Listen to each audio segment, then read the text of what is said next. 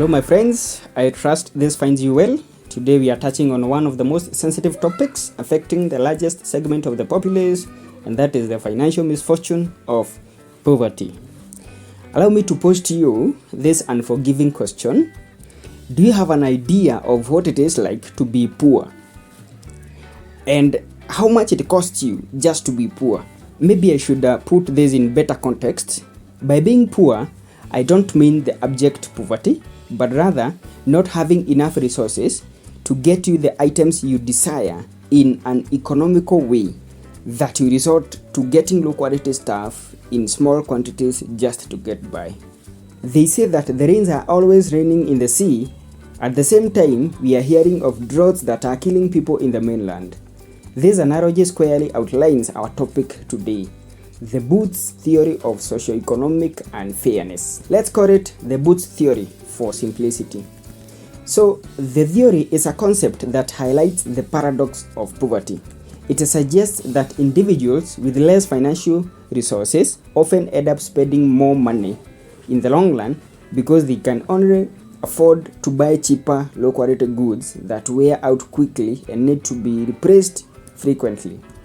This theory is named after a character, Captain Samuel Vimes, in the novel Men at Arms, authored by an English gentleman by the name Sir Terence David John Pratchett.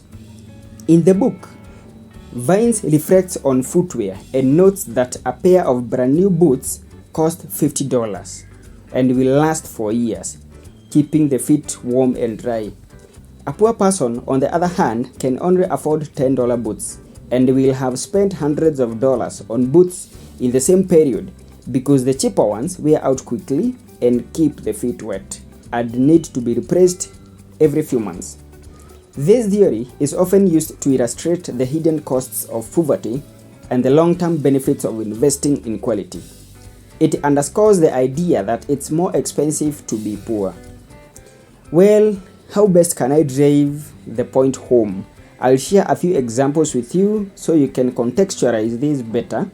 This should be an eye-opener indeed, so you can make financial decisions in future.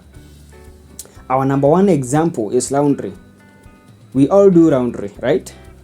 Assume you don't have an in-house laundry and it costs you $5 every week to outsource the service.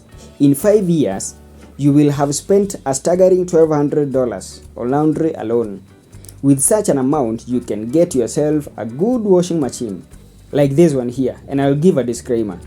I have no links to any of these products and I'm quoting the prices for illustrations only. For this particular washer, in 5 years, you will be saving yourself a good $300. This is approximately a cost of just $3.5 a week, thus saving $1.5. This is when contrasted to the earlier cost of $5 per week. This is what matters, and it's what the rich person will go after. In 10 years, that's a whopping $750 in savings. From the 1.5, yeah, notwithstanding the amount of time saved going to and fro the laundry shop and other incremental costs like transport. Our number 2 example is a leaking seal on the car you are driving, for those who are lucky to have one. Let's say the leaking seal is on the transmission and costs about $350 to replace the seal, but you don't have the $350. So you keep topping up the fluid to keep driving, because if you don't get to work, you will never get paid a dime. But with the time, the transmission might get destroyed and you will require about $1,500 to replace it. And now, you are in a more precarious situation than you were before.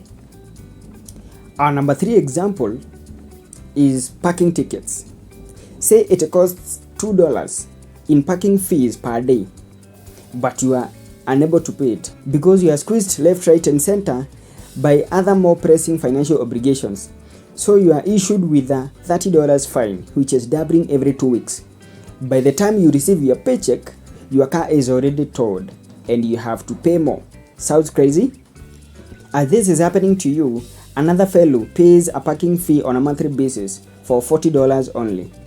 Seems someone is out there to get you if you are poor. You get the picture, right? There are so many similar contexts in our daily lives that we can relate to the Boots theory. But the big question is, how do you get yourself out of this hole? In our next video, we will be exploring on how to be more financially stable and retain your hard-earned fortunes. That's it for today, folks. I hope you have learned something. Feel free to drop me feedbacks in the comment section below. Remember to like the video and subscribe to the channel. Cheers!